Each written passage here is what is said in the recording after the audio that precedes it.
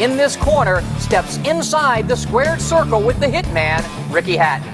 There's nobody in the sport today that's any more exciting than you.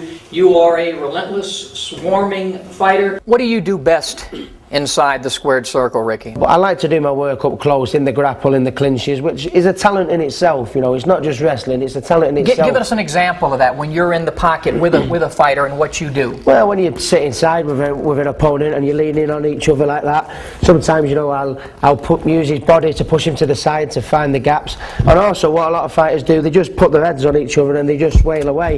If you notice, when I fight, I like to, you know, put a little feeling shots out there and then change the angle and then find the pit of the stomach. You know, obviously most fighters will keep their elbows in, and I can just... I didn't, that's why I had a short career. You know, just set them up with a few little shots, a few little touching feeling shots around the head, and then sweep round, you know, to get in between the elbows and get the pit of the stomach. And there really is an art to that. People don't understand it. They think it's just in there, but you know exactly what you're doing, and sometimes you're setting up the next punch with a maneuver. Yeah, and like most people, they'll go in there with the clinches, and 9 times out of 10, you'll know if some people, you know, they step to the side, that means they're going to mutually break away. You know, but I don't. You know, I just like to sometimes step to the side and then slip one in when they least expect it. You know, that's what most people do. But you're setting up another shot. Yeah, I'm setting up another shot. You know, you change the angle. You know, because most people will be tired in, looking. The minute they look up, you know, and you're round here, then you're round here. If you notice, I'm never really stood in front of my opponent too long. And you also have the basic, really good foundation and skills. That starts with a left jab. Yeah. An illustration of your left jab. I like to use my jab to close the distance rather than use it to sit on the outside, you know. So generally I'll go bang, you know. As soon as the head goes back, that gives you the opportunity to move into your opponent, find a gap, find up to the chin or step round, and then I'm in. But then I also sometimes, instead of moving round and just finishing on a body shot, sometimes I like to finish round, cut out the clinch, and just finish on a jab. And it's just setting up the next attack. One of your punches that I've enjoyed a lot is that right uppercut, and we've seen that on more than a few occasions lately. Tell us about that shot. To be honest, I learnt this one from Roberto Duran, the right uppercut. Sometimes he would sit in, and even if he had just one arm free or the opponent was holding one of his arms, he'd rake the uppercut right up close inside.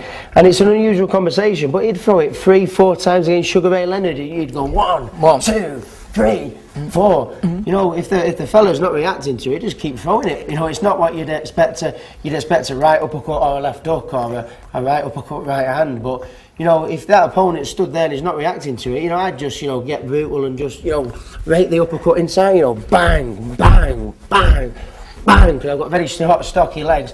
What is your favorite combination? Your signature combination to take a guy out of there? What is it? Or do you have one? Well, yeah, I mean, my left up to the body is my best punch. And what I generally like to do, first set it up with a jab. But generally I like to set it up with a jab because the jab makes sure you're safe. You know, when you throw a body shot, your hands have to go lower. You're more likely to catch a counter if you know when you throw a body shot. So I like to throw the jab first. That sets me up. And then I like to touch him with a right up to the body. And as I'm doing it, change the angle. So I'll go jab, touch, bang, go right up the middle.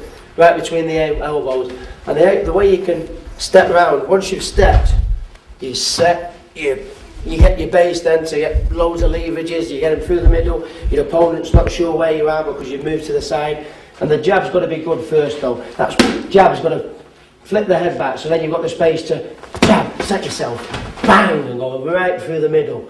Or sometimes I like to just touch with a little 2-shot to the chin, touch, and come downstairs. You know, once you've tickled them a few times on the chin, that gives the opening for the body shots. Most of my opponents are expecting them straight away, so if you just come touch them with a few little feeling shots first, bang, and then come underneath. So there is a method to this madness called the Hitman. And there is another side to me. Sometimes I need to show it out a little bit more than what I do. Sometimes I get too involved in a tear-up, but it's all there for when it's needed.